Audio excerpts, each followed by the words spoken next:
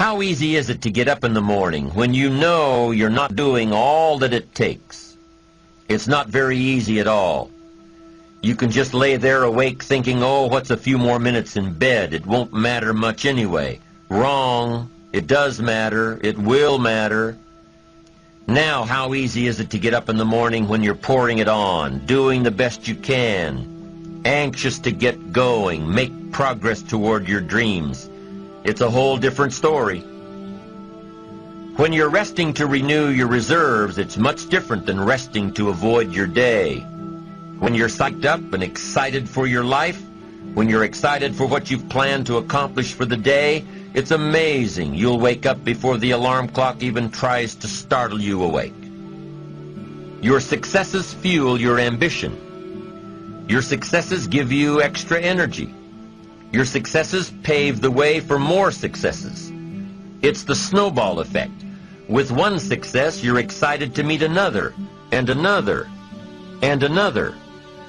And pretty soon, the disciplines that were so difficult in the beginning, the disciplines that got you going, are now part of your philosophy.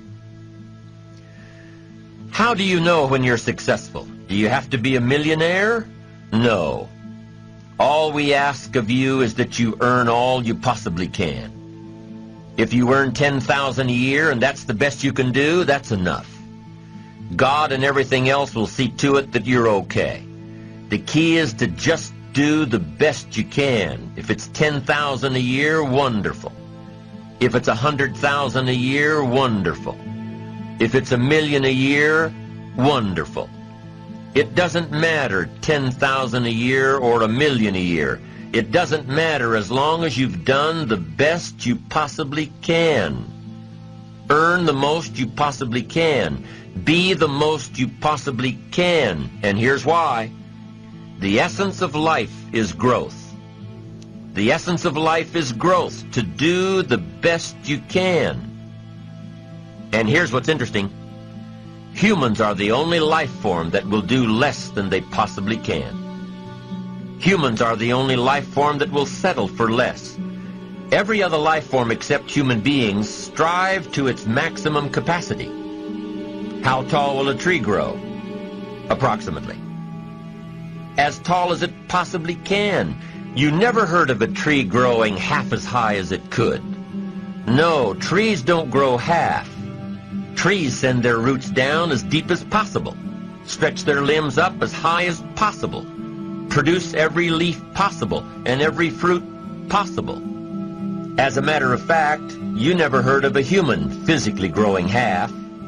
We keep growing until we're done. Now that's a part of life we can't control. It's genetically coded. And that's probably why we keep growing till we're done. Because we can't control that part. It's the rest of our growing that we control. The growing of our minds, the expansion of our minds, that we can control. And that's what tends to get away from us. All life forms inherently strive to their max except human beings. Now, why wouldn't human beings strive to their maximum possibility? Here's why. Because we've been given the dignity of choice. It makes us different than alligators and trees and birds. The dignity of choice makes us different than all other life forms. And here's the choice. To become part of what we could be, enough to get by, or to become all that we can be. My best advice for you is to choose the all.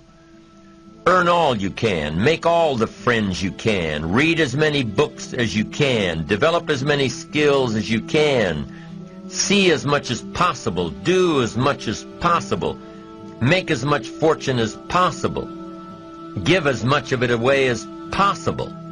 The max. There's no life like it. I'm telling you, once I got on track, I've never looked back. Pick up the challenge. Go for it.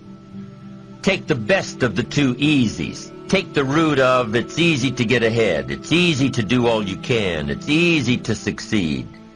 It's easy to have financial freedom. The more you do, the more you get. So the two primary benefits of positive reinforcement are, number one, to build good habits, and number two, to create more energy to fuel your ambitions, your desires, your achievements. How can you isolate what's working for you and what isn't? How can you make sure that you are reinforcing your positive disciplines?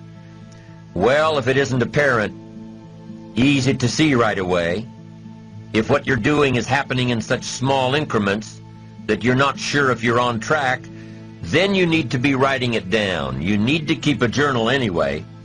But if you really aren't sure that what you're doing is making measurable progress, you need to keep a written record. You need to write down everything that may be relevant in your day. What you did, who you saw, what you felt, how it may or may not affect you now and in the future. The best way to track your activities of the day is to write them down. The best way to track your activities of the week is to write them down. The best way to analyze your progress through the year is to have written it down. Why? So you can look back on it. Because by keeping a written record of your life, you will be more accountable. By putting into writing the action steps that you have planned, you will easily see what works and what doesn't. Most people just try to get through the day, never writing anything down, never keeping track of their progress along the way, never really knowing if they are doing all they can to reach their goals, to drive their ambition. But gifted people learn to get from the day.